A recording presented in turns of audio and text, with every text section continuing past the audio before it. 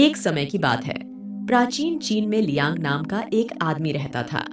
Liang एक साधारण किसान थे जो संतुष्ट जीवन जीते थे। हालांकि अपने हृदय की गहराई में उन्हें आत्मज्ञान प्राप्त करने और भिक्षु बनने की तीव्र इच्छा महसूस हुई। उनका मानना था कि सांसारिक संपत्तियों को त्यागने और आध्यात्मिक गतिविधियों के लिए अपना जीवन समर्पित करने से उन्हें सच्ची शांति और ज्ञान मिलेगा। एक दिन लियांग ने धुंध भरे पहाड़ के ऊपर स्थित एक प्रसिद्ध बौद्ध मठ का दौरा करने का फैसला किया। अपनी ईमानदारी साबित करने के लिए दृढ़ संकल्पित होकर उन्होंने कठिनाइयों को सहन करते हुए और रास्ते में कई बाधाओं को पार करते हुए एक लंबी और कठिन यात्रा शुरू की। आखिरकार महीनों की यात्रा के बाद लियांग मठ पहुंचे।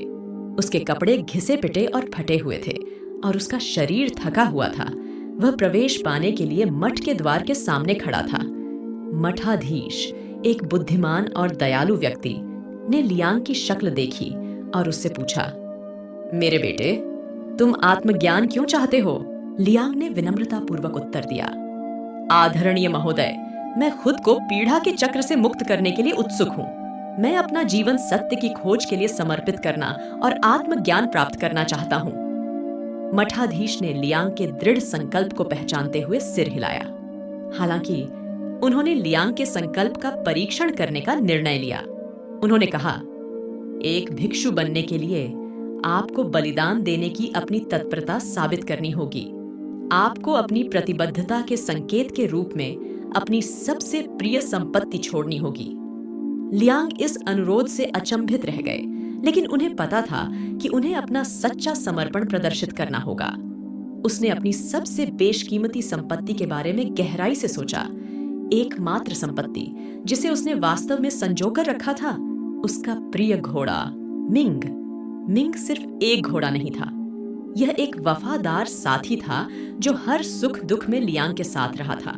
लियांग ने बिना किसी हिचकिचाहट के मठाधीश की शर्त मान ली। उन्होंने अपने प्रिय घोड़े मिंग को विदाई दी और उसे मठ को सौंप दिया। जैसे ही उसने मिंग को दूर तक सरपट दौड़ते देखा, लियांग की आंखों में आंसू आ गए। यह एक दर्दनाक बलिदान था, लेकिन वह जानता था कि आत्मज्ञान की दिशा में अपना मार्ग आगे बढ़ाने के लिए यह आवश्यक था। दिन महीनों में बदल गए और लियांग ने खुद को मठ की कठोर दिनचर्या में डुबो दिया। उन्होंने लगन से ध्यान का अभ्यास किया, प्राचीन ग्रंथों का अध्ययन किया और सादगी का जीवन अपनाया। धीरे धीरे उन्हें गहरी स्पष्टता और शांति के क्षणों का अनुभव होने लगा और दुनिया के बारे में उनकी समझ गहरी हो गई। एक दुर्भाग्यपूर्ण दिन जब लियांग गहरे ध्यान में बैठा था, उसका दिमाग भौतिक दुनिया की सीमाओं को पार कर गया। अज्ञानता का पर्दा हट गया और उन्हें ज्ञान प्राप्त हो गया। उस पल में उन्हें एहसास हुआ कि सच्चा ज्ञान बाहरी संपत्ति में नहीं, बल्कि व्यक्ति की अपनी चेतना की गहराई में निहित है। लियांग के ज्ञानोदय की खबर पूरे मठ में फैल गई और मठाधीश ने उसे बुलाया। खुशी से अभिभूत लियांग मठाधीश से मिले, जिन्होंने गर्मजोशी से मुस्कुराते हुए कहा, लियांग, आपने असाधारण समर्पण और आत्म बलिदान दिखाया है। मिंग के प्रति अपने लगाव को दूर करके आपने अपने भीतर के असीम ज्ञान के लिए खुद को खोल दिया। याद रखें, सच्चा ज्ञानोदय बाहरी दुनिया में नहीं, बल्कि हमारे दिल की गहराइयों में पाया जाता है। लियांग ने कृतज्ञता में सिर हिलाया। जो गहन सबक उसने सीखा था, उससे वह नम्र हो गया। उस दिन के बाद से उन्होंने खुद को दूसरों की सेवा करने, अपना ज्ञान साझा करने और आत्मज्ञान का मार्ग चाहने वालों का मार्गदर्शन करने के लिए समर्पित कर दिया। इस बौद्ध कहानी का नैतिक यह है कि सच्चा ज्ञान और ज्ञान बाहरी संपत्ति से चिपके रहने से नहीं, बल्कि आसक्ति और भ्रम को छोड़ने से आता है। यह हमें सत्य और आंतरिक शांति की खोज में आत्म बलिदान, सादगी और आंतरिक प्रतिबिंब का महत्व सिखाता है।